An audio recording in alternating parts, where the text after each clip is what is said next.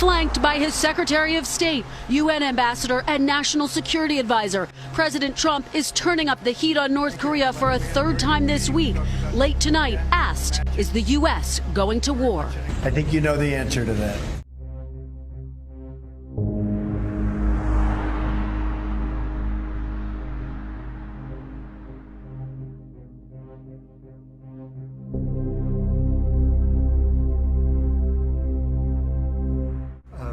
He has disrespected our country greatly.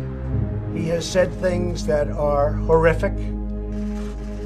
And with me, he's not getting away with it. He got away with it for a long time between him and his family. He's not getting away with it. It's a whole new ballgame. And he's not going to be saying those things, and he's certainly not going to be doing those things. I read about we're in Guam by August 15th. Let's see what he does with Guam. He does something in Guam. It will be an event the likes of which nobody's seen before, what will happen in North Korea. It's not a dare, it's a statement. It has nothing to do with dare. That's a statement. Today on the sun-drenched beaches of Guam, a tale of two islands. Tourists enjoying vacation, while Homeland Security officials issue stark warnings. What to do if North Korea carries out its threat to lob 4 ballistic missiles in this direction. In the event of a missile attack, do not look at the flash or fireball. It can blind you. Take cover under a concrete structure or below ground. Lie flat on the ground and cover your head. It could take 30 seconds or more for the blast wave to hit. And if caught outside, shower with lots of soap and shampoo to help remove radioactive contamination. Washing hair and taping windowsills and stuff like that, that's kind of new to us. This is a weapon that we don't want to mess around with. North Korea's military says its missiles would drop fear into the United States, splashing down in international waters 20 miles off Guam. At that distance, this is roughly how close the missiles would come to shore. Guam is still visible on the horizon. It's roughly a 20-minute boat ride back to land. These 15 sirens, all at low-lying areas, would warn the public of an imminent threat.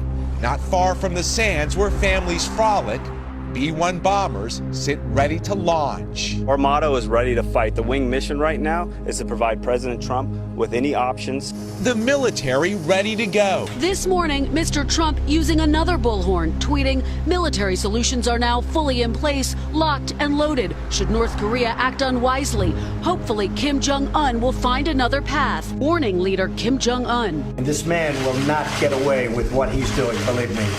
And if he utters one threat in the form of an overt threat, or if he does anything with respect to Guam or any place else that's an American territory or an American ally, he will truly regret it, and he will regret it fast. U.S. President Donald Trump has warned the Democratic People's Republic of Korea that the U.S. military is ready to deal with any missile threats. He's not going to go around threatening Guam, and he's not going to threaten the United States, and he's not going to threaten Japan, and he's not going to threaten South Korea.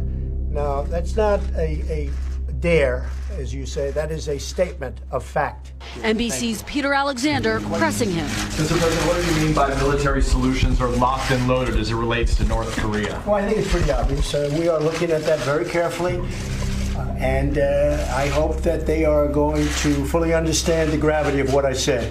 And what I said is what I mean. In terms of being locked and loaded, the U.S. military is always at a heightened state of readiness on the Korean Peninsula. Pentagon officials tell NBC News so far they haven't moved in any new military hardware and stress the region is already armed with deep penetrating missiles, B-1 bombers in Guam, Navy destroyers and submarines. The North Korean government is firing back at the president's stepped-up rhetoric, accusing the U.S. of driving the crisis to the brink of a nuclear war. Tonight, international partners from China to Germany are urging all sides to turn down the heat. The president defiant. My critics are only saying that because it's me. If somebody else uttered the exact same words that I uttered, they'd say, what a great statement, what a wonderful statement. I know that President Obama said global warming is the biggest threat. I totally disagree. I say that it's a simple one. Nuclear is our greatest threat worldwide. Not even a question, not even close. So I'd like to de-nuke the world. I would like Russia and the United States and China and Pakistan and many other countries that have nuclear weapons, get rid of them. But until such time as they do, we will be the most powerful nuclear nation on Earth by far. Tonight, Guam caught in the middle, paradise in the crosshairs. Government officials say despite this startling two-page warning telling people to find safety in parking lots or bunkers, they say they should have about a 14-minute heads up if missiles were coming in this direction. Still, this was a startling read for so many headed to the beach this weekend. Lester? Yeah, pages out of the Cold War indeed. I want our nuclear arsenal, to be the biggest and the finest in the world. And we've spent a lot of money, a lot of time, and a lot of effort. And it's in tip-top shape and getting better and getting stronger. And until such time as this scourge disappears, we will be so much better and so much stronger than anybody else. And nobody, including North Korea, is going to be threatening us. North Korea has revealed further details of its plan to fire ballistic missiles into the sea near Guam. It's now specifying it will launch 4 intermediate-range missiles in the coming days. While most experts believe this is yet another bargaining chip for the regime's political gains, South Korea's military has sent out a strong warning against Pyongyang. Kwon Jang-ho starts us off. On Wednesday, Pyongyang announced it was carefully examining an operational plan to launch a ballistic missile strike in the areas around Guam. On Thursday, the North said they are seriously examining that threat. Extra details were announced on North Korean state media, saying that the plan entails launching 4 Hwasong-12 intermediate-range ballistic missiles. It said the rockets will travel over Japan exactly 3,356.7 kilometers for 1,065 seconds and hit the waters around Guam 30 to 40 kilometers away from the island.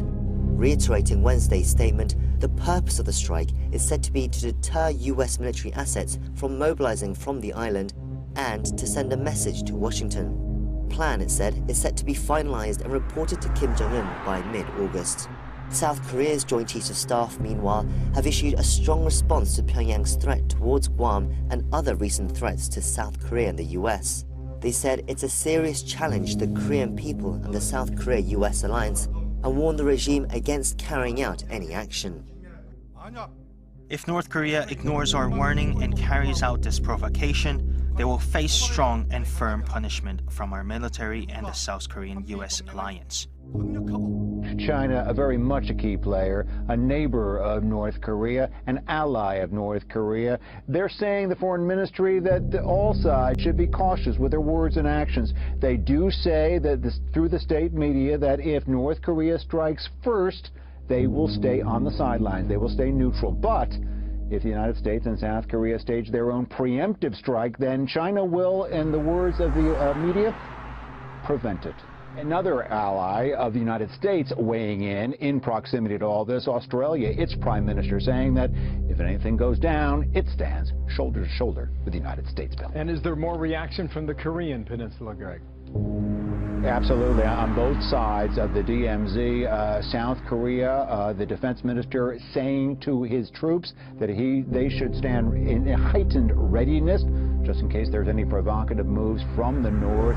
He underscored, and we just heard from the Pentagon also underscoring that starting August 21st, U.S. and South Korean forces will stage joint military exercises as planned. That's another thing that's gotten North Korean a little bit upset. From the regime of Kim Jong-un today, we get something out of state media, a little bit obtuse. The mainland of the United States should not feel safe, according to one official editorial. The regime would use, in their words, ultimate means if anything untoward happens. One-upsmanship, very dangerous on both sides right now, Bill. No question.